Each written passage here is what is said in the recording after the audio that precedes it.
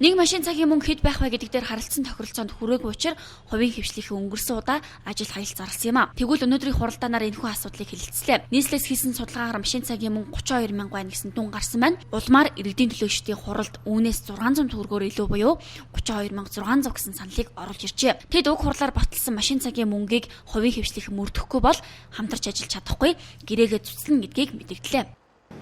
Хот урд нь бол ингээл та нар тэгхгүй бол бид ажил хайна гэж ажил хайдаг шүү дээ. Тийм одоо өнөөсөж байхгүй шүү. Татварын албан тушаасан хувийн хвшлийн автобусны бизнес эрхэлж байгаа аж ахуйн нэгжүүдийн балансан дээр тулгуурласан зарлалын тооцоог хийж үтсэн. Тэр нь 32 мянган төгрөг байгаа юм. Тэрнээс хувийн хвшлийнхэн биднэрт эхлээд чинь 44 мянгаар орж ирсэн. 44 гэдэг тоо байхгүй шүү дээ.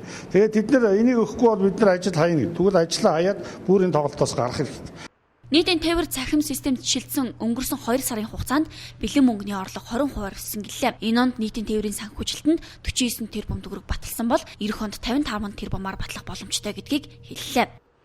Аливаа нэг эрсдлийн сан үүсдэг. Аливаа нэг одоо бэлэн мөнгөний урсгалаар тооцооноос бэлэн бус руу шийдчихэд эрсдэл үүс.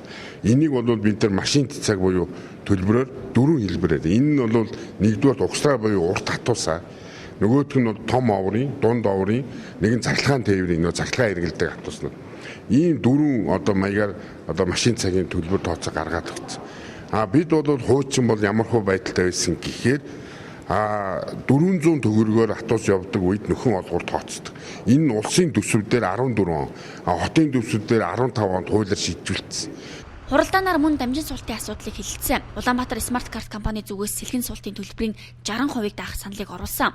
Хэрэв дамжин суултын төлбөрийн 60% буюу 300 төгрөгийг төр даахаар болвол жилд 10 тэрбум төгрөгийн нөхөн төлбөрийг нийслэлийн төсвөөс өгнө гэсэн урьдчилсан тооцоо гарчээ. Харин нийслэлийн удирдлагууд жилд 18 тэрбум төгрөгийн санхүүжилт хийж дамжин суултыг 100% үнэгүй болгох шаардлагатай гэдгийг хэлж байлаа.